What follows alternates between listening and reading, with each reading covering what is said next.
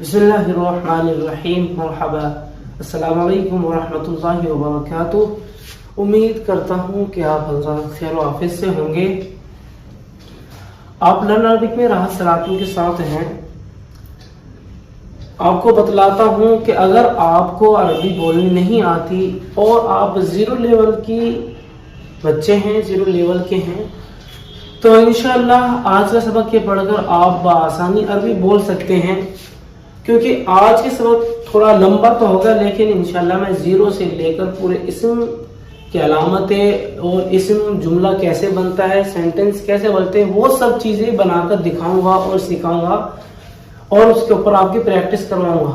तो जुड़े रहें आखिर वीडियो तक। अगर आप चैनल पर नए हैं तो चैनल को ज़्यादा से ज़्यादा शेयर करें और सब्सक्राइब करें।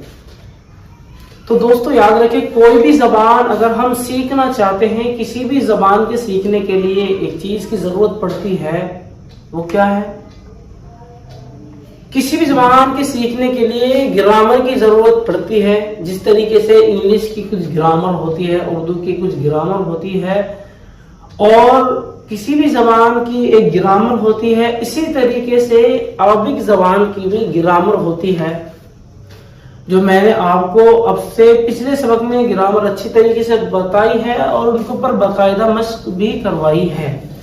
लेकिन आज के सबक में गुज़िश्ता तमाम अज़वाज को मैं जोड़कर आपको बतलाऊंगा और उसका एक खुलासा आपके हाथ में दूंगा, जिसके जरिए से आप बआसानी अरबिक बोल सकते हैं, अरबिक पढ़ सकते हैं और समझ सकते हैं कि हाँ ये कुछ कह रहा है, और वो भी अरबिक ज़बान में। या तो आइए स्टार्ट करते हैं। पहले याद रखें कि हमारी ज़बान से जो भी तलफ़्फ़ुज़ होगा, हमारी ज़बान से तलफ़्फ़ुज़ होता है, हम उसे कहते हैं लफ्ज़। लफ्ज़ कहते हैं जो भी हमारी ज़बान से तलफ़्फ़ुज़ हो तो उसे कहते हैं हम लफ्ज़। लफ्ज़ जो भी हमारी ज़बान से तलफ़्फ़ुज़ हो।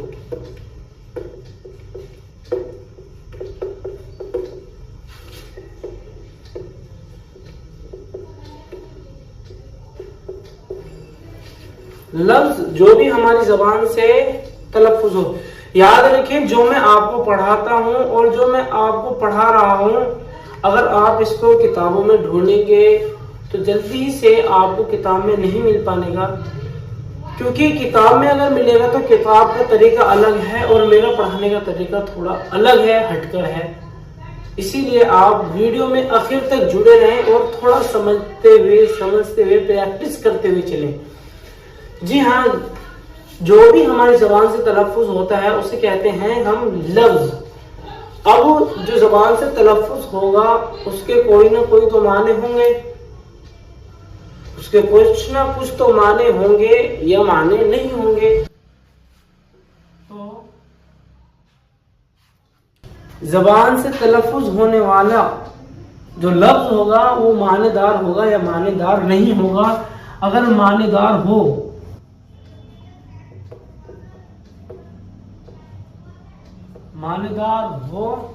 तो उसे कहते हैं हम मौजू। जी हाँ, अगर मानेदार लफ्ज हो तो उसे कहते हैं हम मौजू, और अगर मानेदार लफ्ज ना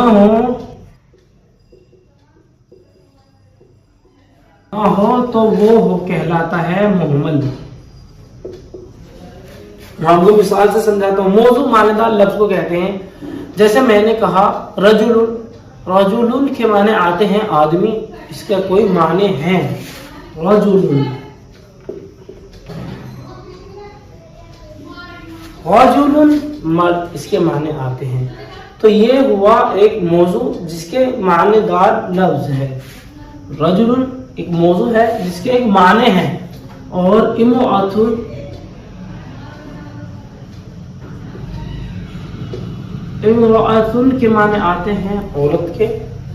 इमरातुन एक लफ्ज है, मौजू है। क्यों है? इसलिए कि इसके एक माने हैं। मोहम्मद किसे कहते हैं? मोहम्मद कहते हैं उस लफ्ज को जिसके कोई माने ना हो। आप सोच रहे होंगे ऐसे भी कोई लफ्ज है जिसके कोई माने ना हो, जो माने ना हो। जी हाँ, ऐसे लफ्ज भी होते हैं जिनके कोई माने नहीं होते, उनको हम बोलते हैं मुहम्मल। जैसे मैंने कहा चाय वाई, भाई चाय वाई लेकर आओ, तो इसमें एक हुआ लफ्ज चाय। चाय के माने हैं चाय, हाँ किसे कहते हैं कि जो दूध, पानी, अदरक और चीनी, चाय पत्ती के मुरक्कब से एक खाका तैयार हो, उसे हम चाय कहते हैं। अब वाय क्या चीज है भाई? वाय इसका कुछ भी मतलब नहीं, कुछ माने नहीं, तो इसे कहते हैं हम मुहम्मल, क्योंकि जो मानेदार लफ्ज होगा उसे कहते हैं मौजू, और जो मानेदार लफ्ज ना हो उसे कहते हैं हम मुहम्मल। जैसे वाय,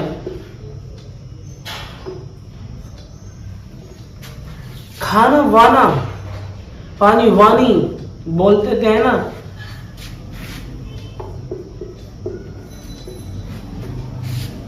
या इसे देखें, जैसे रजुल लफ्ज है, हम इसे उल्टा करते हैं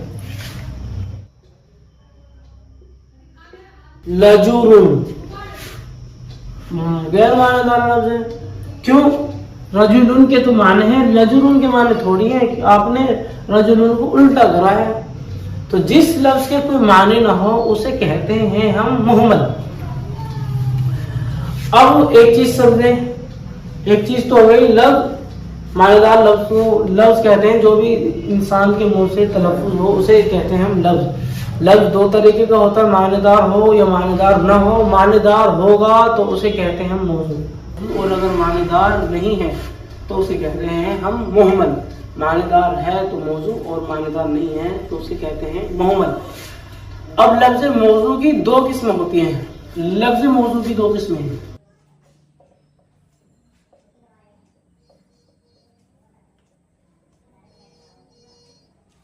लफ्ज मौजू की दो किस्में हैं, यानी जो मानेदार लफ्ज होता है उसकी दो किस्में होती हैं, जिसे कहते हैं मुफरद मुरक्कब। मुफरद मुरक्कब। लफ्ज मौजू की दो किस्में हैं, मुफरद मुरक्कब। मुफरद कहते हैं जो अकेला लफ्ज हो,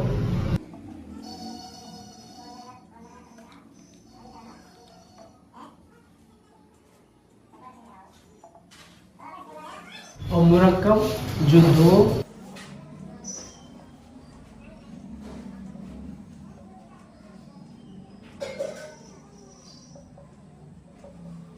मुफरद कहते हैं जो अकेला लफ्ज हो, और मुरक्कब जो दो या दो से जायद कलिमों से मिलकर बने। दो या दो से जायद कलिमों से मिलकर बने। मुफरद को हम कलिमा भी कहते हैं। मुफरद का दूसरा नाम हुआ कलिमा, और मुरक्कब का दूसरा नाम हुआ कलाम। कलाम, जुमला। मुफरद का दूसरा नाम है कलिमा, और मुरक्कब का दूसरा नाम है कलाम और जुमला। एक तरीके की आपके मैं इसमें तमरीन भी करवा दूंगा, मश्क भी हो रही है आपकी, तो आप वीडियो में आखिर तक जुड़े रहें और वीडियो को सब्सक्राइब करना ना भूलें। उम्मीद करता हूँ कि आपको यहाँ तक समझ में आया होगा। अब आगे चलते हैं। मुफरद कहते हैं जो अकेला लफ्ज हो, और उसको हम कलिमा भी कहते हैं। मुरक्कब उसे कहते हैं जो दो या दो से जायद कलिमों से मिलकर बने, उसे हम कहते हैं मुरक्कब।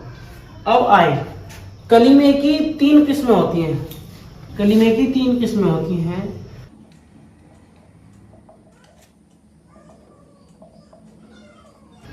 कलिमे की तीन किस्में हैं, इस्म, फ़ैल। तीसरी किस्म आप बताएं क्या होती है? जी हाँ, तीसरी किस्म होती है हमारी हर्फ। इस्म, फ़ैल, हर्फ। अगर आपने इन तीनों को अच्छी तरीके से याद कर लिया, इन तीनों को अच्छी तरीके से समझ लिया, तो आप आसानी अरबिक बोल सकते हैं, क्योंकि कोई भी जुमला, कोई भी सेंटेंस इनके बगैर बन ही नहीं सकता। किसी भी जुमले और सेंटेंस के बनाने के लिए इस्म, फ़ैल, हर्फ का होना ज़रूरी है, ज़रूरी है। अगर आपको इस्म, फ़ैल, हर्फ का पता होगा और इनकी अलामतों का पता होगा, तो आप बआसानी अरबिक सेंटेंस बना सकते हैं। अब मैं आपको बताता हूँ इस्म किसे कहते हैं, اسم بولتے ہیں جس کے کوئی مستقل معنی ہو لیکن اس میں کوئی زمانہ نہ پایا جائے. جیسے میں کہوں میں خود راحت میں خود مستقل معنی ہوں، مجھ میں کوئی زمانہ نہیں ہے. آپ کوئی بھی نام یا کسی بھی جگہ جیسے مسجد، مندر، یہ سب ایک نام ہے، جگہ ہے. آپ انہیں جب بولتے ہیں یہ ان کے ایک مستقل معنی ہیں اور ان کے اندر کوئی زمانہ نہیں ہوتا، تو ہم بتاتے ہیں اسم بولتے ہیں جس کے مستقل معنی ہوں.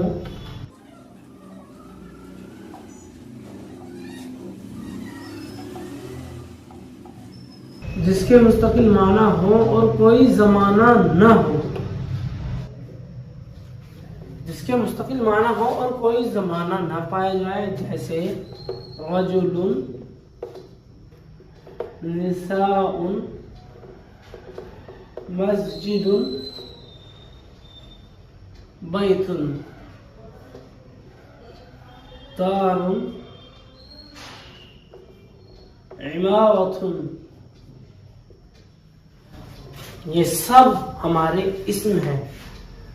رجل کے معنی آتے ہیں ہمارے نساء عورت، مسجد بیت گھر، دار گھر، اور عمارت معنی آتے ہیں عمارت کے. اب سمجھے فعل کہتے ہیں کہ جس کے مستقل معنی تو ہوں اور اسی کے ساتھ ساتھ اس کے اندر زمانہ بھی پایا جائے. جس کے مستقل معنی ہو، اس کے مستقل معنی ہو اور کوئی زمانہ بھی ہو.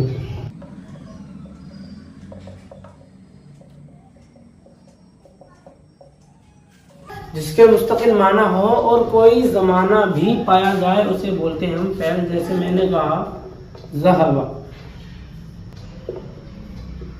وہ گیا، ذهب راحت گیا. تو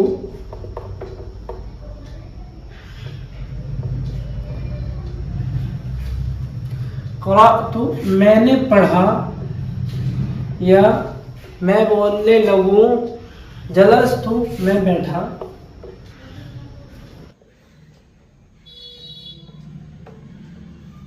جلست میں بیٹھا. یہ ہیں کچھ فعل کی مثالیں. اور فعل میں جو فعل کے سینٹنس بنتے ہیں وہ تھوڑے سے ٹف ہیں. وہ میں انشاءاللہ آپ کو فعل کا ایک الگ چیپٹر پڑھاؤں گا، الگ چیپٹر. اس میں آپ کو فعل کی پوری گردانیں کر دکھاؤں گا. صرف صغیر ہوتی ہے ضرب یجب ضربا فهو ضارب وضرب يضرب ضربا فهو مضروب. الامر منه اضرب والنهي عنه لا تضرب. الظرف منه مضرب والآلة منه مضرب ومضرب ومضرب وتفعيل مضربان ومضربان والجمع منه مضارب ومضارب وفعل تفضيل وفعل منه ضربا. یہ صرف صغیر ہیں. آخر تک بہت ہی مزہ آتا ہے انہیں پڑھنے میں. تو فعل کا جو چیپٹر ہے وہ میں انشاءاللہ آپ کو بعد میں پڑھاؤں گا. اس ویڈیو میں آپ کو پوری کی پوری زیرو سے لے کے اسم تک ساری نالج ہو جائے گی اور آپ اچھی طریقے سے اسم کا سینٹنس بنانا سیکھ جائیں گے. جڑے رہیں آخر ویڈیو تک، ویڈیو کو اسکپ نہ کریں. سمجھے فعل جس کے مستقل معنی ہوں اور اس کے اندر کوئی زمانہ نہ پایا جائے. جیسے ذهب، قرأت، حفظت، جلست. حرف کسے کہتے ہیں سمجھے؟ حرف اسے کہتے ہیں جس کے کوئی مستقل معنی بھی نہ ہو، کوئی زمانہ بھی نہ ہو. حرف ہوتا ہے دوسروں کا محتاج. حرف کے لیے ضروری ہے کہ اسم فعل میں سے کوئی ایک ہو جو اسے اپنے ساتھ لگا کے چلے. اگر اسم فعل میں سے کوئی نہیں ہے تو حرف خالی اپنے کوئی سینٹنس، کوئی جملہ نہیں بنا سکتا. اس کی تعریف ہی یہ حرف جس کے کوئی معنی نہ ہو اور وہ دوسرے کا محتاج ہو. جی ہاں، حرف کے کوئی معنی نہیں ہوتے اور یہ دوسرے کا محتاج ہوتا ہے. حرف جس کے کوئی مستقل معنی نہ ہو.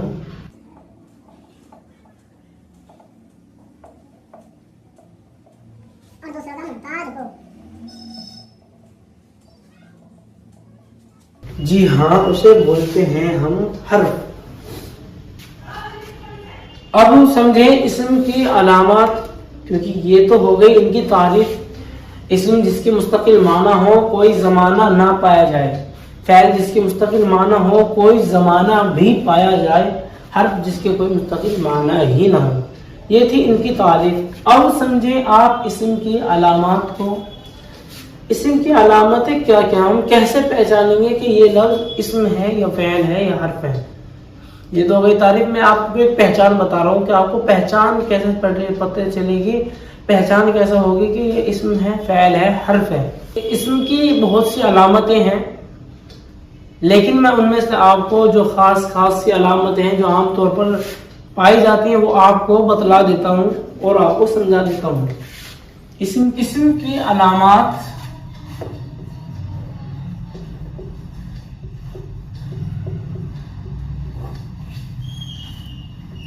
اسم کی علامات، اگر آپ نے پچھلی ویڈیو نہیں دیکھی ہو تو آپ اس ویڈیو پر اگر نئے ہیں تو اس ویڈیو کو اسکیپ نہ کریں، پورے آخر تک دیکھیں، کیونکہ جتنی بھی ویڈیو میں نے آپ کو پیچھے پڑھایا ہے ان سب کی خاص چیزیں، ان سب کا نچوڑ اس ویڈیو میں بتاتا ہوں اور ان سب کو اس ویڈیو میں جوڑ رہا ہوں۔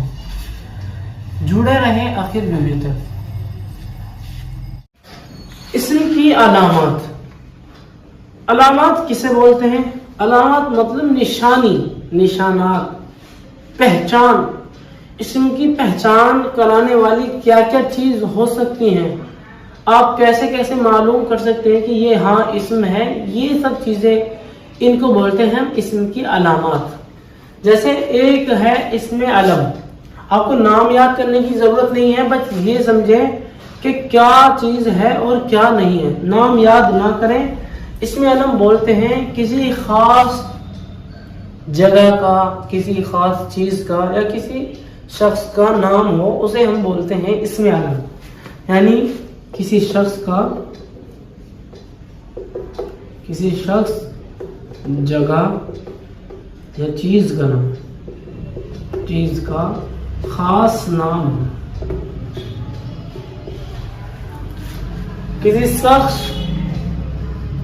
کسی شخص، جگہ، چیز کا خاص نام ہو اسے بولتے ہیں، وہ اسم کی علامت ہے۔ جیسے میں کہوں دیکھیں زید،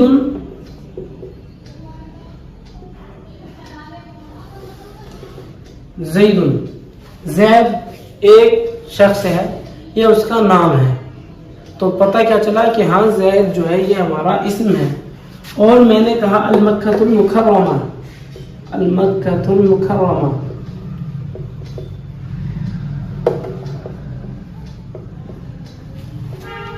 المکۃ المکرمہ یہ ایک جگہ کا نام ہے جو خاص ہے، ہاں ہر کوئی سمجھ جاتا ہے مکہ مکرمہ کسے کہتے ہیں، تو یہ بھی ہمارا کیا ہوا، اسم ہوا۔ اور ایک لے لو ہمارا جیسے القلم، القلم، قلم ایک چیز ہے، خاص چیز ہے جس کا نام قلم ہوتا ہے، سب جانتے ہیں، تو یہ ہوئی ہماری اسم کی پہچان۔ اب پتہ چلا کوئی اگر نام ہے، چاہے کسی جگہ کا نام ہو، کسی چیز کا نام ہو، کسی شخص کا نام ہو، وہ ہمارا اسم کہلاتا ہے، آپ اسے عربک میں اسم بولتے ہیں، یہ ہے اس کی پہچان۔ اور دوسری پہچان، اور کچھ بھی پہچان ہو سکتی ہے اسم کی، جی ہاں اسم کی اور پہچان بھی ہو سکتی ہے اور علامتیں بھی ہو سکتی ہیں۔ جیسے اسم کی ایک علامت ہوتی ہے اسم جنس، جنس مطلب یعنی یہ چیز جنسی اعتبار سے کیا ہے، جنسی اعتبار سے یہ چیز مذکر ہے، مؤنث ہے، یعنی میل ہے یا فیمیل ہے، جینڈر کیا ہے، میل ہے فیمیل ہے۔ اب اگر میل ہے تو بھی وہ اسم کہلائے گا اور فیمیل ہے تب بھی وہ اسم ہی کہلائے گا۔ جیسے میں کہوں رجل، رجل آدمی، یہ ایک میل ہوا تو یہ کیا ہوا ہمارا اسم۔ اور اب میں کہنے لگوں امرأۃ، امرأۃ کے معنی آتے ہیں عورت کے، تو پتہ کیا چلا عورت یہ جینڈر ہے جو کہ کیا ہے، فیمیل ہے۔ تو جو مرد ہو یا عورت ہو، یعنی مذکر اور مؤنث ہو جو لفظ، تو پتہ یہ چلے گا کہ اگر کوئی لفظ مذکر ہے یا مؤنث ہے تو وہ پہچان اسم کی ہے. ہم ترنت پہچان لیں گے کہ ہاں بھائی یہ لفظ تو ہمارا اسم ہے. جیسے میں نے کہا امرأۃ عورت، تو یہ ہمارے کیا ہوگی جینڈر ہے جو کہ کیا ہے فیمیل ہے. تو پتہ چل جائے گا کہ ہمیں ایک دم ہاں یہ تو اسم کی علامت ہے اور یہ تو اسم کی پہچان ہے. کیا اسم کی اور بھی پہچان ہو سکتی ہے؟ جی ہاں اسم کی اور بھی پہچان ہو سکتی ہے. اسم کی ایک پہچان ہوتی ہے اسم عدد، جسے کہتے ہیں ہم عدد کے اعتبار سے، مطلب واحد تسنیہ جمع ہونے کے اعتبار سے. واحد بولتے ہیں ایک کو، تسنیہ بولتے ہیں دو کو، جمع بولتے ہیں دو سے زائد، چاہے تین ہو کتنے بھی ہو وہ سب ہمارے جمع ہی بولے جاتے ہیں. اب اگر کوئی لفظ عدد کے اعتبار سے ہے، واحد تسنیہ جمع ہونے کے اعتبار سے ہے، تو وہ پہچان بھی ہماری کیا کی ہے؟ اسم کی پہچان ہے. جیسے میں آپ کو سمجھاؤں،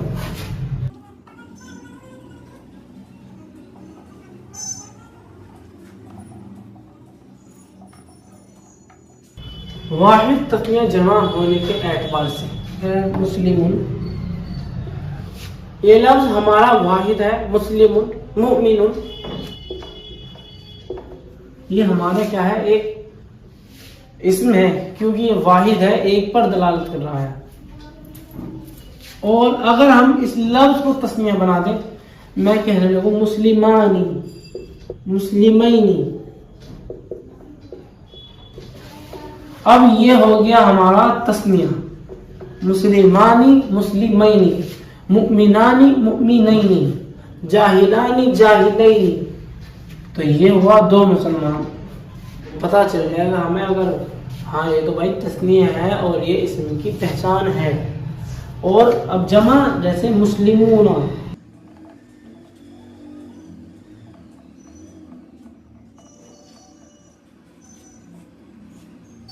جمع جیسے مسلمون، مسلمین، یہ ہوئی ہماری جمع.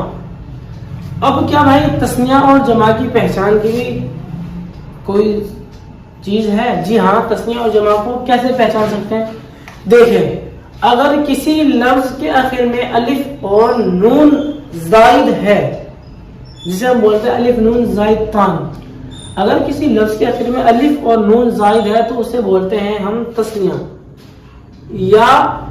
یا ساکین اور نون کسرے کے ساتھ ہے تو اسے بھی بولتے ہیں ہم تسنیہ. جیسے میں نے کہا مسلمانی، الف اور نون زائد تان ہے تو یہ ہوا تسنیہ.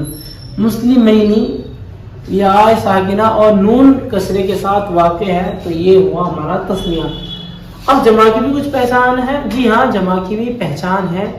جمع کی پہچان یہ ہے کہ اسم کے آخر میں واو مضموم اور نون فتح کے ساتھ ہو تو اسے بولتے ہیں ہم جمع. جیسے میں نے کہا مسلمون، واو مضموم ہے، جس کا ماقبل کیا ہے؟ مضمون. واو ساکن اور نون مفتوح، واو ساکن اور نون مفتوح، مسلمون.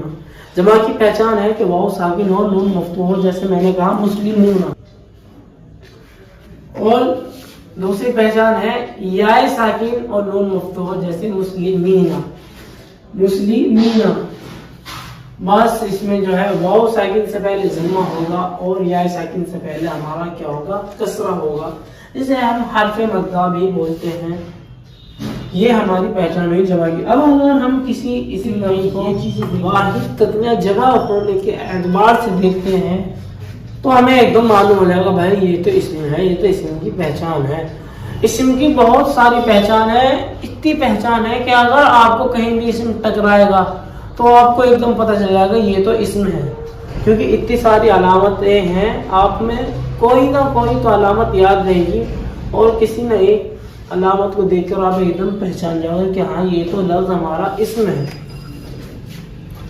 اسم کی ایک پہچان ہے ضمیر، جسے بولتے ہیں اسم ضمیر. تو اسم ضمیر وہ اسم کہلاتا ہے جو کسی دوسرے اسم کی جگہ استعمال ہو. میں نے آپ کو پچھلے سبق میں ضمائر پڑھا دی تھی. ضمائر کدھر کہتے ہیں؟ ضمائر میں نے آپ کو باقاعدہ بتائی تھی. نحنو، انت، انتما، انتم، انتی، انتما، انتنا، انتو، انتما. یا میرا، نہ ہمارا، کا، کما، کم کی، کما، کلہ، ہو، ما، ہا، ما، ہننا. اسی طریقے سے وہ الف واو یہ الف نا، یہ بہت طریقے کی ضمیر ہے جو میں نے آپ کو بتلائی تھی. اور باقاعدہ انشاءاللہ ضمائر کا جو ایک چیپٹر ہوگا کہاں پر کون سی ضمیر استعمال ہوگی وہ میں آپ کو پڑھا دوں گا. آپ بس اس میں ضمیر سمجھے، ضمیر اس میں ضمیر اسے بولتے ہیں جو کسی دوسری جگہ استعمال ہو. اگر کہیں پہ ہم یہ دیکھیں گے تو ہمیں ایک دم پہچان ہو جائے گی کہ ہاں بھائی یہ تو اسم کی پہچان ہے. میں نے پچھلے سبق میں جو آپ کو پڑھایا تھا وہ حدیث والا سبق مثال سے، اس میں ایک حدیث تھی، پہلی حدیث جو بخاری شریف کی تھی، سباب المسلم فسوق وقتالہ کفر، کہ سباب المسلم فسوق، مسلمان کو گالی دینا گناہ ہے، وقتالہ، اس میں ایک لفظ آیا قتالہ، قتالہ میں جو ہا ضمیر ہے جس میں نے نشان لگایا ہے اسے بولتے ہیں ہم ضمیر. جو قتالہ دوسرے اسم کی جگہ استعمال ہوا ہے، دوسرے اسم یہاں پر کیا تھا؟ قتال المسلمی. یہاں پر لفظ آتا ہے کہ مسلمانوں کو قتل کرنا کیا ہے؟ کفر کے مسلمان کو قتل کرنا کیا ہے بھائی؟ کفر ہے. تو یہاں پر مسلم جو اسم ہے اس کی جگہ ہم نے دوسرا اسم استعمال کر دیا ہا ضمیر. ہمیں اتنا بڑا لفظ بولنے کی ضرورت نہیں پڑی، بس ایک چھوٹے سے لفظ نے ہمارا کام پورا کر دیا. ایک چھوٹے سے لفظ نے ہمارا کام پورا کر دیا. اسے بولتے ہیں اسم ضمیر، یعنی جو کسی دوسرے اسم کی جگہ استعمال ہو، جو کسی دوسرے اسم کی جگہ استعمال ہو اسے بولتے ہیں ہم اسم ضمیر. اس میں اشارہ، یہ میں نے آپ کو سب سے پہلے پڑھایا تھا، اس میں اشارہ وہ اسم جو کسی دوسرے کی طرف، کسی چیز کی طرف، کسی شخص کی طرف، کسی جگہ کی طرف اشارہ کر کے بتائیں. جو کسی جگہ، شخص، چیز کی طرف اشارہ کرے. یہ ہمارا ہے ھذا ذالک اولئک وغیر ذالک. ضمیر ہماری ہوئی ہوا انت وغیر ذالک.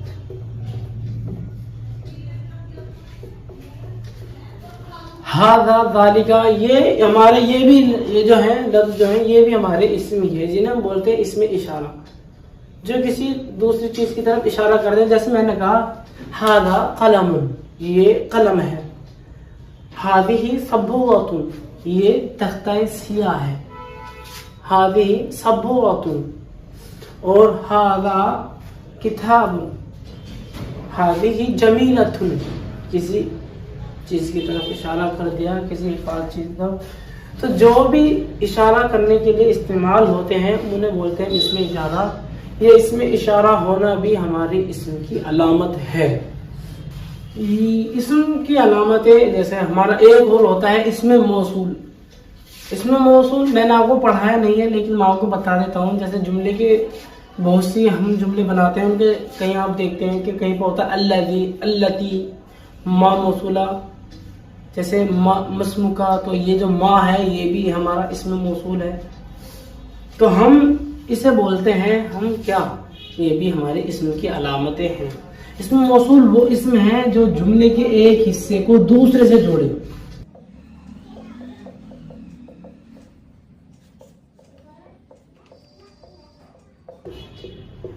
جو جملے کے ایک حصے کو دوسرے حصے سے جوڑے اسے ہم بولتے ہیں اسم موصول. جیسے الذی اور تمہارا ہوا اللتی. اس میں موصول کے اوپر میں الگ سے ایک آپ کے لیے سبق بناؤں گا اور آپ کو اس کے اوپر مشق کرواؤں گا اور مثالیں بھی دوں گا. آپ ابھی اتنا سمجھے اس میں موصول جو جملے کے ایک حصے کو دوسرے حصے سے ملائیں. جیسے ہمارا ہوتا ہے الذی، اللتی، ما، من، بہت سے لفظ ہیں جنہیں ہم بولتے ہیں اسم موصول. اور ایک ہمارا ہوتا ہے اسم مصدر. اسم مصدر بولتے ہیں جو کسی کام کا نام ہو. آپ نے جگہ کا، شخص کا اور ابھی تک چیز کا نام سنا ہوگا. میں کہہ رہا ہوں جو کسی کام کا نام ہو. اس میں علم اور اس میں مصدر میں فرق ہے. اس میں مصدر بولتے ہیں جو کسی کام کا نام ہو، جو کسی کام کا نام ہو. جو کسی کام کا نام ہو، جیسے میں نے کہا نصر مدد کرنا، فتح کھلنا، جلوس بیٹھنا. یہ ہمارے کیا ہے؟ یہ کوئی نام نہیں ہے بلکہ یہ کام ہے. مدد کرنا، کھولنا، بیٹھنا، یہ نام کام نہیں، کام ہے کام. تو کام کا کیا ہے؟ نام ہے. تو اسے بولتے ہیں اس میں مصدر. اور اس میں صفت تو آپ جانتے ہیں جو کسی کی خوبی بیان کرے یا خامی بیان کرے یا خامی بیان کرے. جیسے ہم استعمال کرتے ہیں حسن، طیب. یہ میں بس ابھی آپ کو اسم کی علامتیں بتا رہا ہوں، اسم کی پہچان بتا رہا ہوں کہ آپ اسم کی پہچان کیسے کیسے کر سکتے ہیں. اور ایک علامت جو یوں سمجھ میں آ جاتی ہے، سب سے بہترین علامت یہ ہے کہ کسی لفظ کے آخر میں تنوین کا ہونا. تنوین کا آخر میں ہونا یہ ہماری اسم کی علامت ہے. تم نے اب تک دیکھو گے جیسے نصر، فتح، جلوس، ان سب کے آخر میں کیا ہے؟ تنوین ہے. تو ہمیں پتہ چل جائے گی یہ کیا ہے؟ ہمارا اسم ہے. حسن، طیب، یہ بھی ہمارا کیا ہے؟ اسم ہے. تنوین کا آخر میں ہونا یہ بہت اچھی پہچان ہے. تنوین کا آخر میں ہونا، یہ سب مثالیں آ جائیں گی. رجل، نساء، اموات، جتنی بھی ماقبل میں جتنی مثالیں گزری ہیں وہ سب کیا آ جائیں گی؟ ہمارے اس سے جڑ جائیں گے. تنوین کا آخر میں ہونا. اور ایک ہوتے ہیں ہمارے گول تا کا آخر میں ہونا. گول تا بولتے ہیں اس والی تا کو. گول تا کا آخر میں ہونا یہ بھی ہماری کیا ہے؟ اسم کی علامت ہے، اسم کی پہچان ہے. اور اسی کے ساتھ ساتھ گول تا کا آخر میں ہونا یہ ہمارا مؤنث ہونے کی بھی پہچان ہے. کوئی لفظ اگر ہمارا مؤنث ہوگا تو اس کے آخر میں گول تا ضرور ہوگا، اور یہ ہمارے اس لفظ کے مؤنث ہونے کی پہچان ہے. اسم کی ایک علامت اور ایک پہچان یہ بھی ہے کہ معرف باللام ہونا، یعنی اسم جو ہے الف لام کے ساتھ بھی آتا ہے، جسے ہم بولتے ہیں معرفہ. جیسے القلم، یہ ہوا ہمارا معرف باللام جو الف لام کے ساتھ ہے. اور ہم قلم بھی بول سکتے ہیں. بس اتنا یاد رکھنا، جہاں پر الف لام کا تم نے استعمال کر دیا تو وہاں تنوین کا استعمال نہیں ہوگا، اور جہاں تنوین کا استعمال ہوگا وہاں الف لام کا استعمال نہیں ہوگا. ان دونوں کے بیچ میں 36 کا آنکڑا ہے. اگر آخر میں تنوین ہوگی تو شروع میں الف لام نہیں ہوگا، اور اگر شروع میں الف لام ہوگی تو آخر میں تنوین نہیں ہوگی. جڑے رہیں آپ آخر سبق تک. انشاءاللہ آپ کو پوری گرامر اچھی طریقے سے سمجھا دوں گا، اور تمرین اچھی طریقے سے مشق کرنا بھی آپ کو بتلا دوں گا. بسم اللہ الرحمن الرحیم. اب آپ نے اسم کی علامتوں کو اچھی طریقے سے پہچان لیا. اب ہم آگے چلتے ہیں. میں بتلاتا ہوں کہ مفرد وہ کلمہ ہے جو ایک پر دلالت کرے، اور مرکب وہ ہے جو دو یا دو سے زائد کلموں سے مل کر بنے. اور مرکب کو ہم جملہ بھی بولتے ہیں، کلام بھی بولتے ہیں. مرکب کی پھر بنتی ہماری دو قسمیں، مرکب ناقص، مرکب تام. مرکب ناقص کسے کہتے ہیں؟ مرکب ناقص وہ مرکب ہوتا ہے کہ جب کہنے والا بات کہہ کر خاموش ہو جائے تو سننے والے کو اس کے اندر کوئی شک پیدا ہو جائے، کوئی شک رہے، یا یہ بات رہے کہ شاید کہ ابھی بات پوری ہوئی نہیں ہوئی. وہ کلام ناقص رہے، مکمل کلام نہ ہو پائے، اسے کہتے ہیں ہم مرکب ناقص.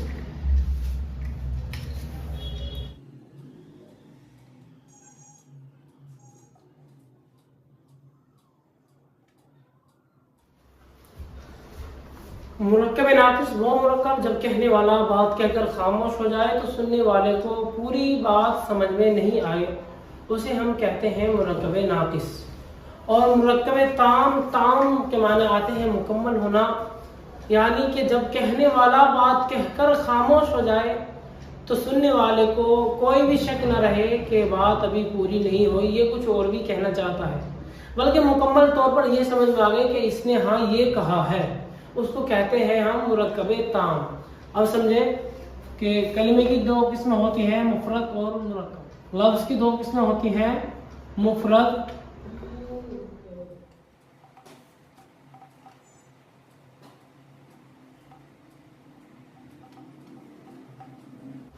لفظ موضوع کی دو قسمیں ہیں، مفرد اور مرکب۔ اب مفرد کسے کہتے ہیں؟ میں نے آپ کو بتایا مفرد وہ اکیلا لفظ ہے جو ایک پر دلالت کرے،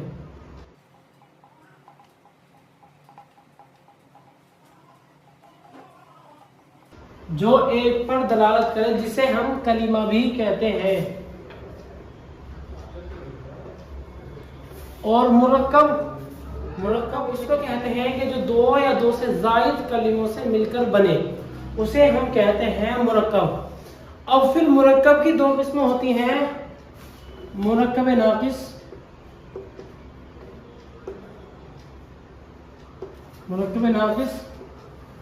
اور دوسری ہو گئی ہماری مرکب تام۔ مرکب ناقص، مرکب تام، مرکب ناقص جب کہنے والا بات کہہ کر خاموش ہو جائے تو سننے والے کو کوئی بات معلوم نہ ہو۔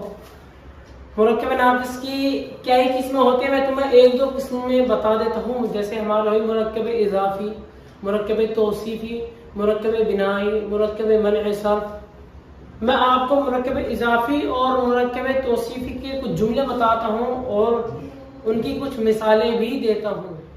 اب مرکب اضافی کسے کہتے ہیں؟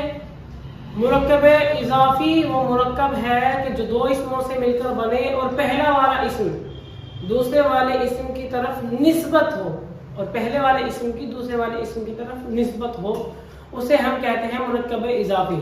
مرکب اضافی وہ مرکب ہے جو دو اسموں سے مل کر بنے اور پہلے والے اسم کی دوسرے والے اسم کی طرف نسبت کی جائے۔ پہلے والے اسم کو ہم مضاف اور دوسرے والے اسم کو مضاف الیہ کہتے ہیں۔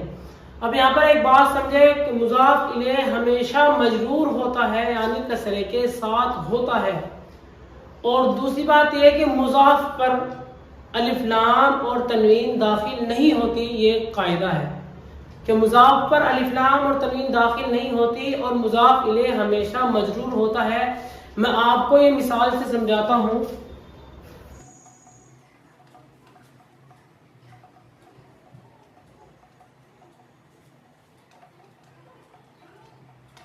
جس میں پہلے والے اسم کی نسبت دوسرے والے اسم کی طرف کی جائے، پہلے والے کو مضاف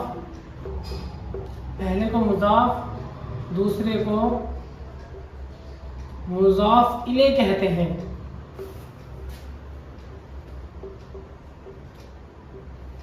پہلے کو مضاف دوسرے کو مضاف الیہ کہتے ہیں۔ یہ ہوا مضاف پر الف لام اور تنوین داخل نہیں ہوتی۔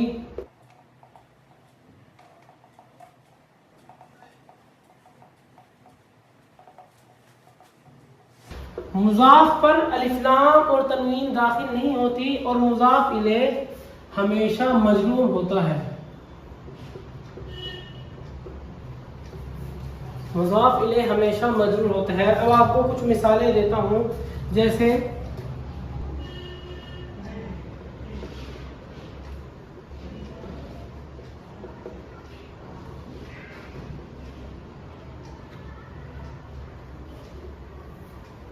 غلام زید، زید کا غلام، اس میں ہمارا غلام کی نسبت کی جا رہی ہے زید کی طرف، یعنی پہلے والے اسم کی دوسرے والے اسم کی طرف نسبت کی جائے۔ پہلے کو ہم کہتے ہیں مضاف اور دوسرے کو کہتے ہیں مضاف الیہ۔ میں نے آپ کو بتایا تھا کہ مضاف پر الف لام اور تنوین داخل نہیں ہوتی، تو غلام نہ ہی اس پر الف لام ہے اور نہ ہی اس پر تنوین کا داخل ہے۔ زیدن یہ ہوا ہمارا مضاف الیہ۔ میں نے بتایا تھا کہ مضاف الیہ ہمیشہ مجرور ہوتا ہے، تو یہ آپ دیکھ رہے ہیں زیدن مضاف الیہ ہے جو کہ کیا ہے، ہمارا مجرور ہے۔ اور بھی دوسری مثالیں آپ کو دے دیتا ہوں، جیسے میں نے کہا باب المدرسۃ،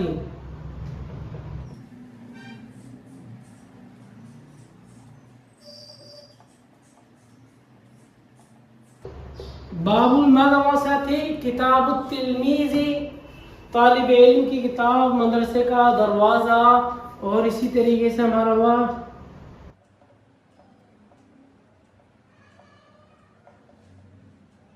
غلاف الکتاب، کتاب کا کور۔ یہ کچھ مثالیں ہیں مضاف الیہ کی۔ میں نے آپ کو پچھلے سبق میں جو مضاف الیہ کا ایک سبق تھا، اس میں آپ کو باقاعدہ بہت کچھ مجھے 10 یا 15 میں نے آپ کو مثالیں دی تھی اور ان کے اوپر مشق بھی کروائی تھی. آپ اس ویڈیو کو دیکھ کر زیادہ سے زیادہ ووکیبلری یاد کر سکتے ہیں. اپنی عربی کے کچھ سینٹینس، کچھ جملے اور کچھ میننگ آپ اس ویڈیو کو دیکھ کر یاد کر سکتے ہیں. اس میں آپ کو بتلا رہا ہوں عربی کے سارے قواعد، جو ہمارا زیرو سے لے کر یعنی لفظ سے لے کر جملہ اسمیہ تک ہم ایک کیسا جملہ بنا سکتے ہیں، جملہ اسمیہ کا ہم جملہ کیسے بنا سکتے ہیں. یہ ویڈیو تھوڑی طویل ہوگی، تھوڑی لمبی ہوگی، لیکن انشاءاللہ آپ کو سب سمجھ میں آ جائے گا. اسم سے متعلق جو بھی علامتیں ہیں، جیسے بھی ہمارا اسم کا جملہ بنتا ہے، جیسے ہمارا اسم کا سینٹنس بنتا ہے، وہ سب چیزیں آپ کو سمجھ میں آ جائیں گی. جڑے رہیں آخر ویڈیو تک. دیکھیں کتاب التلمیذی، طالب علم کی کتاب. ہمارا کتاب ہوا مضاف، تلمیذی ہوا مضاف الیہ. پہلے والے اسم کی نسبت دوسرے والے اسم کی طرف کی جا رہی ہے، یعنی کتاب کی نسبت تلمیذ کی طرف کی جا رہی ہے. ہمارا کتاب پر الف لام اور تنوین داخل نہیں ہے. التلمیذی کے نیچے ہمارا کسرہ ہے جو کہ مضاف الیہ ہے، اور آپ کو معلوم ہے بہت ہی اچھی طریقے سے کہ مضاف الیہ ہمیشہ مجرور ہوتا ہے. غلاف الکتابی، کتاب کا کور، یہ بھی وہی مثال ہے. اب بتاتا ہوں آگے مرکب توصیفی کے بارے میں.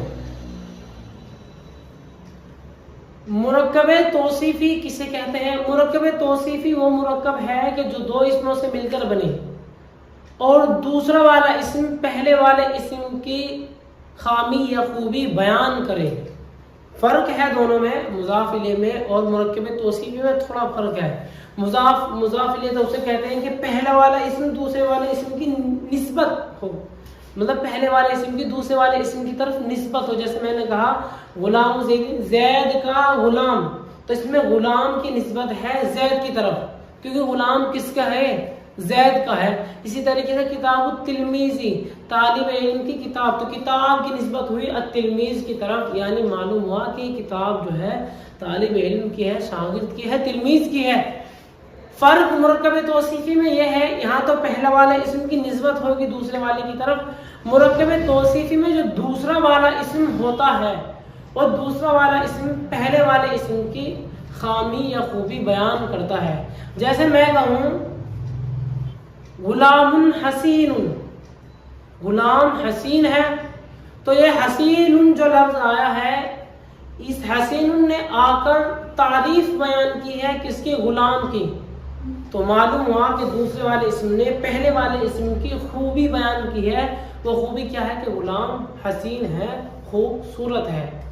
اسی طریقے سے کہنے لگوں غلام کاہل، غلام کاہل ہے. اس کے اندر دوسرا والا اسم جو ہمارا کاہل ہے، اس نے کمی بیان کی پہلے والے اسم کی جو کہ کیا ہے؟ ہمارا غلام ہے. یہ ہوئی آپ کے مرکب توصیفی کی مثالیں. اس کو تو مرکب توصیفی وہ مرکب ہے کہ جو دو اسموں سے مل کر بنے اور دوسرا والا اسم پہلے والے اسم کی خامی یا خوبی بیان کرے، اسے ہم بولتے ہیں مرکب توصیفی. اب دی غلام حسین، حسین غلام، یہ دونوں ہمارے مرکب توصیفی ہیں جو دو اسموں سے مل کر بنا ہے اور دوسرا والا اسم پہلے والے اسم کی خامی یا خوبی بیان کرے. تو حسین آ کر غلام کی کیا ہے؟ خوبی بیان کر رہا ہے، اسے ہم کہتے ہیں مرکب توصیفی. اور اسی طریقے سے وہ مدرس جدید، نئے استاد. اس میں جدید جو ہے ہمارا یہ دوسرا اسم ہے جو پہلے والے اسم کی خوبی بیان کر رہا ہے، اسے بولتے ہیں مرکب توصیفی. اسی طریقے سے درس سہل، آسان سبق، یہ بھی مرکب توصیفی کی مثال ہے. اللغت العربیہ، یہ بھی مرکب توصیفی کی مثال ہے. میں نے پچھلے سبق میں آپ کو مرکب توصیفی کا جو سبق پڑھایا تھا اس کے اندر مرکب توصیفی کی کچھ مثالیں دی تھی، کچھ سینٹنس بنا کر دکھائے تھے اور ان کے اوپر مشق بھی کروائی تھی. اگر آپ اپنی ووکیبلری میں اضافہ کروانا چاہتے ہیں، اپنی میننگ میں اضافہ کروانا چاہتے ہیں، تو آپ پچھلی والی ویڈیو کو دیکھیں اور آپ زیادہ سے زیادہ مرکب توصیفی کی مثالوں پر مشق کریں اور ان کو یاد کریں. اب ہمارا یہ تو ہو گیا مرکب ناقص کی بات. مرکب تام وہ مرکب ہے کہ جب بات کہنے والا بات کہہ کر خاموش ہو جائے تو سننے والے کو اس کے اندر کوئی شک نہ ہو, یہ نہ ہو کہ اس کو یہ لگے کہ یہ بات ابھی پوری نہیں ہوئی, کچھ اور بھی کہنا چاہتا ہے. تام کے معنی مکمل ہونا, مرکب تام جو بات مکمل ہو جائے. یہاں پر میں آپ کو مرکب توصیفی میں ایک بات اور بتا دوں کہ مرکب توصیفی کا یہ جو دوسرا والا اسم ہوتا ہے, یہ مرکب توصیفی دوسرے والے اسم سے بھی مل کر بن جاتا ہے, اور کبھی کبھی ہمارا ایک پورے جملے سے مل کر بھی مرکب توصیفی بن جاتا ہے. اس کی کچھ مثالیں ہیں, وہ میں آپ کو آگے پڑھا دوں گا, ابھی بس ان کو یاد رکھیں. اب مرکب تام کی دو قسمیں ہوتی ہیں, جملہ اسمیہ, جملہ فعلیہ. مرکب تام کی دو قسمیں ہیں,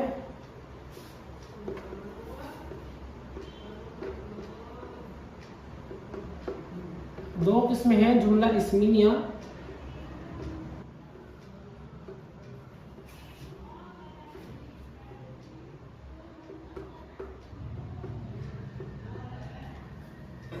جملہ اسمیہ, جملہ فعلیہ. جملہ اسمیہ کسے کہتے ہیں کہ جو عام طور پر اسم سے شروع ہوتا ہے.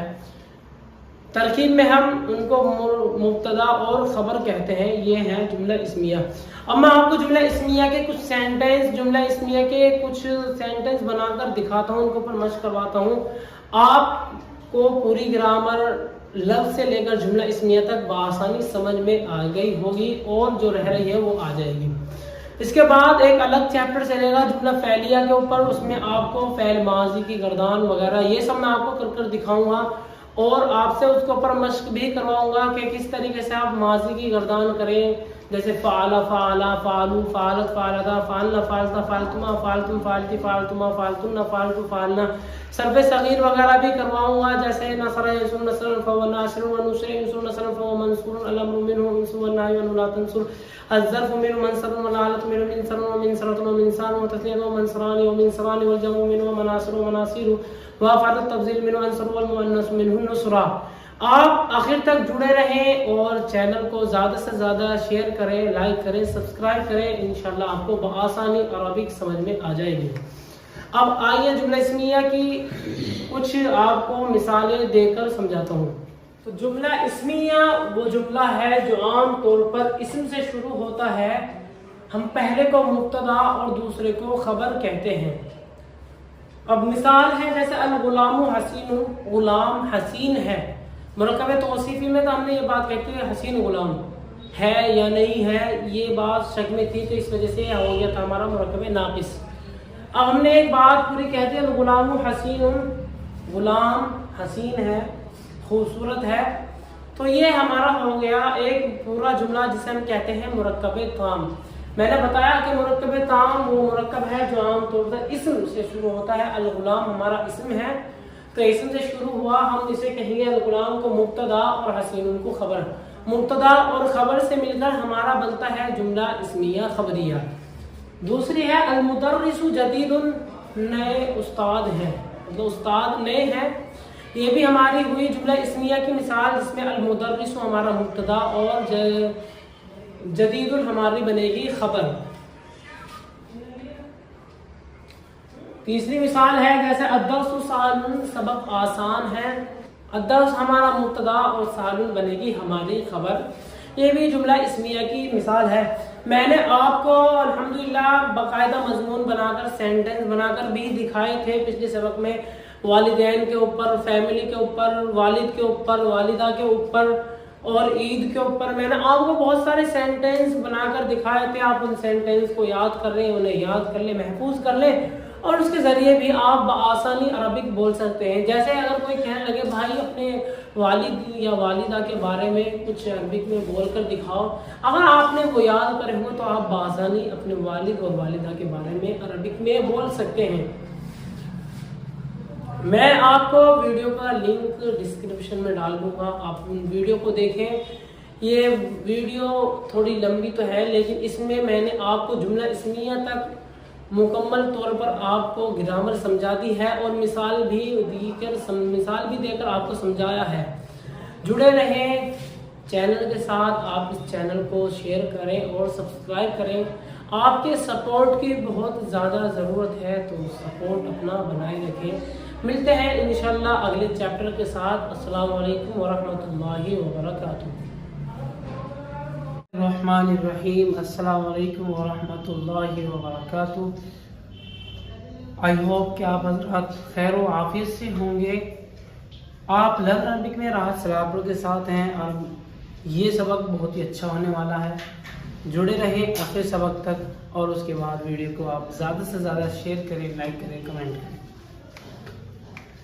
آج کا ہمارا ٹاپک یہ ہے کہ ہم کسی بھی مضمون کو کیسے بدلیں. اگر ہمارا کوئی مضمون ہے، ہم اسے بدلنا چاہتے ہیں تو ہم اس میں کیسے تبدیلی کر سکتے ہیں. جیسے یہ ہمارا ایک مضمون تھا فیملی کے اوپر. عائلتن اسرتن کے معنی آتے ہیں فیملی کے. عائلتن اسرتن کے معنی آتے ہیں فیملی کے. اب ہم فیملی سے اس مضمون کو بدلیں گے پیرنٹس میں. تو ہمارا یہ ہو جائے گا پیرنٹس.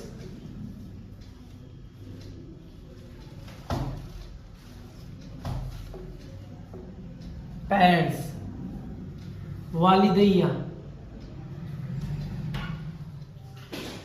ہم اس میں جیسے ہمارا ہے عائلتی ہی قوتی و ضعفی و قلبی و حیاتی و موتی.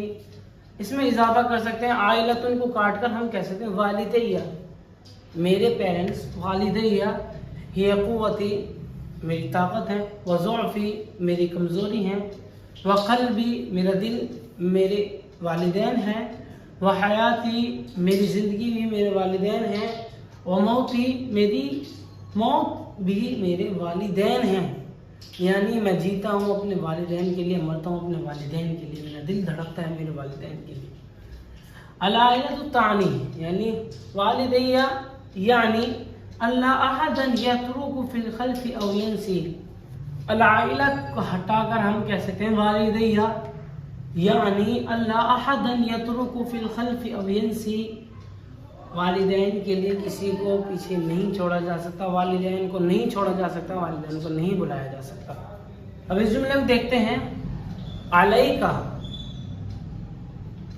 اب اس والے جملے کو دیکھتے ہیں. علیک ان تدافع عن شرفک و عائلتک. آپ پر آپ کی عزت کی اور آپ کے خاندان کی عزت کی ذمہ داری ہے. اس کا دفاع کرنا آپ کی ذمہ داری ہے. ہم اسے کیسے بول سکتے ہیں اپنے والدین کے لیے؟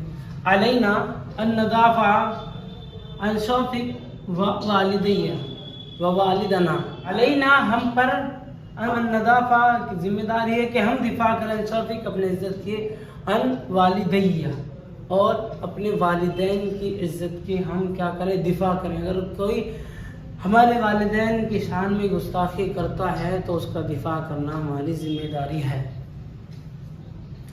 اور ایک لاسٹ جملہ ہے. عندما تأتی المشاکل، جب بھی پریشانی آتی ہے، فإن والدیک الذی یحفظ، تو آپ کے والدین ہی ہیں جو تحفظ آپ کی حفاظت کرتے ہیں، وتدفع اور آپ کی جانب سے دفاع کرتے ہیں. جڑے رہیں اس طریقے کی ویڈیو کے ساتھ. ملتے ہیں انشاءاللہ اگلے سبق کے ساتھ. تب تک کے لیے السلام علیکم ورحمۃ اللہ وبرکاتہ. محمل کسے کہتے ہیں؟ محمل کہتے ہیں اس لفظ کو جس کے کوئی معنی نہ ہو. آپ سوچ رہے ہوں گے ایسے بھی کوئی لفظ ہے جس کے کوئی معنی نہ ہو، جو معنی نہ ہو؟ جی ہاں، ایسے لفظ بھی ہوتے ہیں جن کے کوئی معنی نہیں ہوتے، ان کو ہم بولتے ہیں محمل. جیسے میں نے کہا چائے وائے، بھائی چائے وائے لے کر آؤ، تو اس میں ایک ہوا لفظ چائے. چائے کے معنی ہے چائے. ہاں کسے کہتے ہیں کہ جو دودھ، پانی، ادرک اور چینی، چائے پتی کے مرکب سے ایک خاکہ تیار ہو، اسے ہم چائے کہتے ہیں. اب وائے کیا چیز ہے بھائی؟ وائے اس کا کچھ بھی مطلب نہیں، کچھ معنی نہیں، تو اسے کہتے ہیں ہم محمل. السلام علیکم ورحمۃ اللہ وبرکاتہ. عائلتی ہی قوتی و ضعفی و قلبی و حیاتی و موتی. العائلہ تعنی اللہ احد یترک فی الخلف او ینسی. الاسرة لیست شیئا مهما، یعنی العائلة ليست مهما شيئا إنها كل شيء عليك أن تدافع عن شرفك وعائلتك عندما تأتي المشاكل فإن عائلتك التي تحفظ وتدفع فقط والسلام. السلام علیکم ورحمۃ اللہ وبرکاتہ. السلام علیکم ورحمۃ اللہ وبرکاتہ. عائلتی هي قوتي وضعفي وقلبي وحياتي وموتي. العائلة تعني ألا أحدا يترك في الخلف أو ينسي. الأسرة ليست شيئا مهما إنها كل شيء عليك أن تدافع عن شرفك وعائلتك عندما تأتي المشاكل فإن عائلتك التي تحفظ وتدفع فقط والسلام. السلام علیکم ورحمۃ اللہ وبرکاتہ. ہیلو، کیا آپ بھی عربک بولنا چاہتے ہیں؟ اگر آپ عربک سیکھنا چاہتے ہیں، عربک بولنا چاہتے ہیں، عربک اسپیکنگ کرنا چاہتے ہیں تو آپ اس چینل کو سبسکرائب کریں اور ویڈیو سے جڑیں جس میں نے آپ کو عربک لیسن، عربک سبق پڑھائے ہیں اور انہیں دیکھیں، محفوظ کریں. انشاءاللہ آپ بآسانی عربک بول سکتے ہیں.